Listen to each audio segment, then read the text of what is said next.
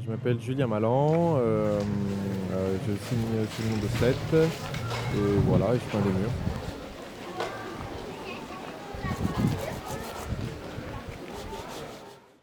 Musée d'art contemporain, j'ai fait un travail sur l'enfance, sur l'imagination. Donc j'ai fait une tête et puis avec un couloir, on rentre dans la tête et puis il y aura plein de dessins, il y aura 800, même plus, 1000 dessins d'enfants affichés au mur du monde entier.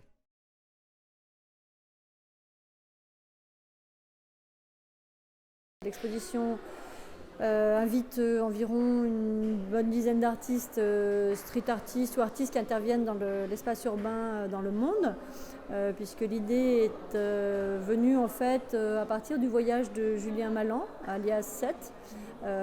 Dans ses rencontres, quand il avait tourné ses films pour la série documentaire Les Nouveaux Explorateurs pour Canal+, il avait rencontré à l'occasion de ses voyages pas mal d'artistes qui intervenaient dans l'espace urbain.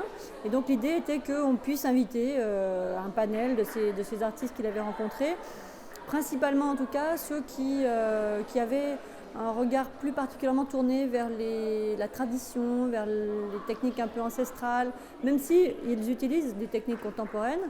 L'idée était d'avoir une sorte de fil conducteur entre les différents artistes. Il nous a fait une proposition d'un certain nombre d'artistes, parmi lesquels on a choisi ceux qui nous paraissaient justement être dans cette tradition, enfin en tout cas avec un lien très fort avec la tradition, ou en tout cas avec une iconographie en lien avec leur origine, ou des revendications qu'ils avaient envie de porter à travers leurs œuvres.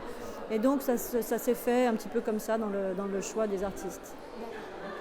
Nous c'est Kid Créole et Boogie de La Réunion.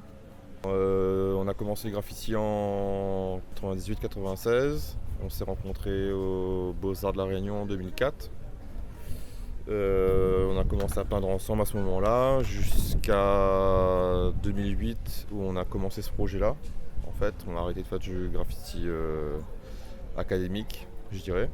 Avec aux Beaux-Arts, on s'était posé la question sur l'intérêt de répéter, de reproduire machinalement les codes graphiques du graffiti new-yorkais des années 70, en sachant que les conditions socio-économiques de l'époque ont fait à New York que le graffiti est né dans ces conditions-là et que ça n'avait pas de sens en fait pour nous en tant que Réunionnais dans un endroit différent, enfin dans un espace-temps différent, avec des origines différentes et tout, de reproduire ça en fait.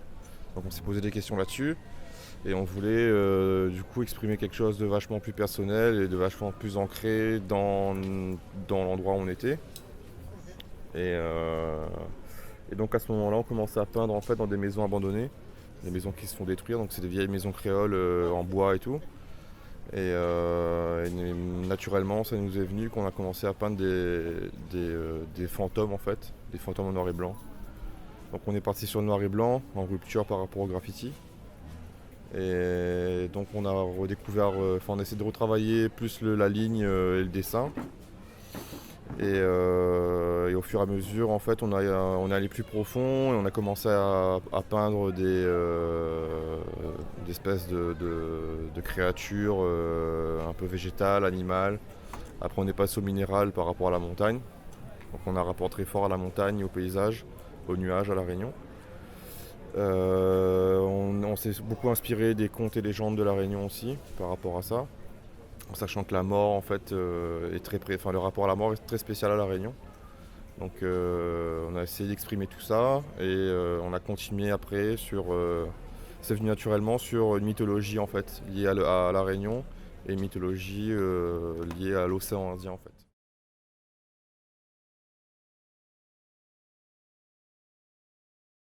Ils ont chacun leur propre façon de faire et leur propre pensée, et justement origine et envie de dire des choses. Par contre, ils savaient qui étaient les autres artistes et qui était positionné à côté d'eux.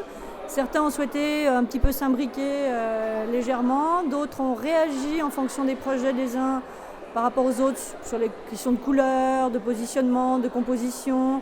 Et puis dans un premier temps, nous on avait aussi fait un choix d'artistes qui avaient des techniques très différentes, aussi pour montrer que l'art urbain, c'est pas juste du tag avec une bombe, mais que ça prend des formes totalement diversifiées et que c'est aussi intéressant de voir comment à la fois la chinoise peut, avec une forme de calligraphie, faire un mural et un autre avec des papiers découpés. Voilà, on essayait d'aller un petit peu sur des terrains très très différents.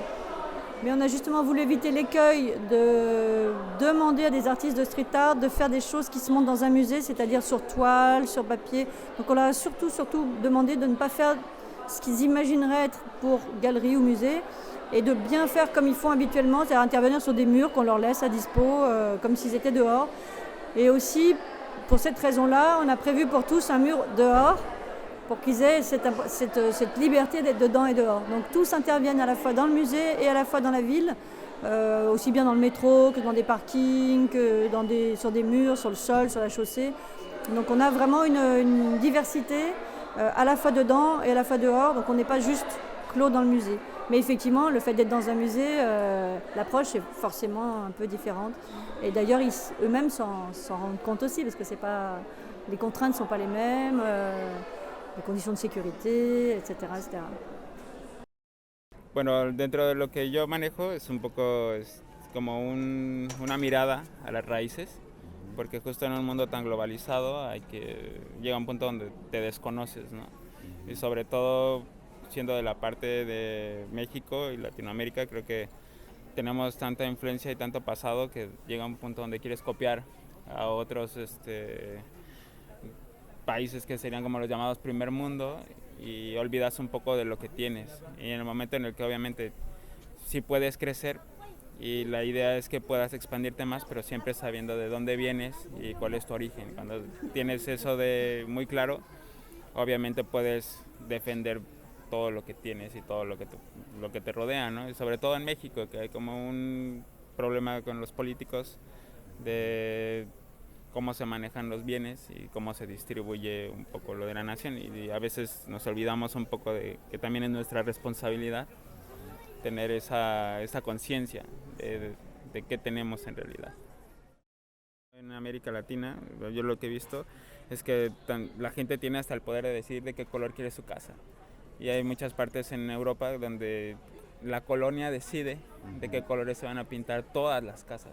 Entonces ya desde ese tipo de control, pues te está hablando de qué manera estamos siendo reprimidos en algunas cosas, ¿no? Por ejemplo, a mí me cuesta mucho trabajo llegar a un país de Europa donde todo es uniforme en cuanto al color. En cambio, a México, cada casa escoge su color, ya sea verde, azul, rosa, y es un folclore literal, ¿no? Y a veces esos contrastes también nos marcan el sentido de que debemos estar orgullosos de eso. O sea, tenemos cosas difíciles, pero también tenemos esas libertades, ¿no?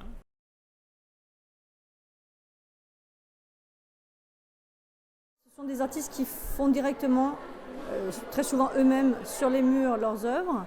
Et donc l'idée était c'était un peu dommage qu'on perde ce moment un peu privilégié quand même, et qu'on ne le montre pas au public, puisque quand il va arriver, tout va être déjà fini.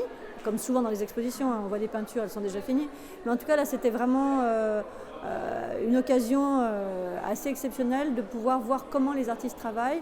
Et c'est aussi des artistes qui, comme ils travaillent dans l'espace urbain, ont un peu l'habitude d'être vus, parfois, en tout cas, ceux qui travaillent dans la journée, on va dire. Et donc, c'était un peu dommage de rater ce moment. Donc, l'idée était déjà, dans un premier temps, de pouvoir faire des moments privilèges. Et puis aussi parce qu'on a envie d'ouvrir un peu plus le musée. Et puis qu'on comprenne aussi comment ça fonctionne de l'autre côté. On a toujours l'impression que c'est facile à faire, facile à monter. Donc on avait vraiment envie que le public voit ces coulisses-là. C'est un petit peu compliqué parce que ça gêne souvent les artistes, parce qu'il y a beaucoup de bruit, il y a beaucoup de circulation, c'est perturbant. Mais ils ont tous accepté de jouer le jeu, et donc dans l'ensemble, ça s'est plutôt bien passé. Et puis on voulait aussi ouvrir à l'extérieur, puisque ça fait partie de l'exposition, c'est d'être à la fois dans les murs et hors les murs, à la fois avec des artistes qui d'habitude ne sont pas dans les murs, et donc en fait ils en avaient très envie aussi d'être dehors, et puis nous on avait aussi envie de toucher justement ce public que vous évoquez, qui ne vient pas forcément au musée, ou qui vient pas forcément pour ce type d'œuvre. Et là, c'était vraiment l'occasion de toucher tout public, puisque ça s'adresse aussi bien aux enfants qu'aux grands-parents, qu'aux parents. On a fait donc justement des ouvertures et une manifestation qui était le festival, puisque ça a permis d'ouvrir aux familles, à tous ceux qui avaient envie de se balader aussi.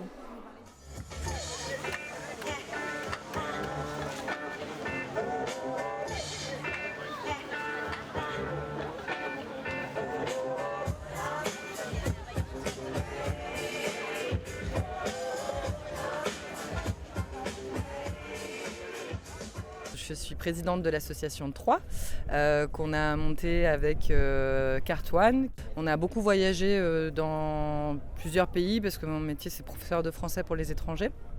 Et à chaque fois qu'on allait dans des pays, il était facile à exporter en fait parce qu'il fait du graffiti et le graffiti c'est iconographique, on va dire que c'est une langue universelle. On a monté un festival en Colombie de street art, mais jamais rien à Lyon. Donc quand on est rentré à Lyon il y a 2 ans, on a décidé de créer cette association. On a saisi l'occasion là pour cette année au musée d'art contemporain.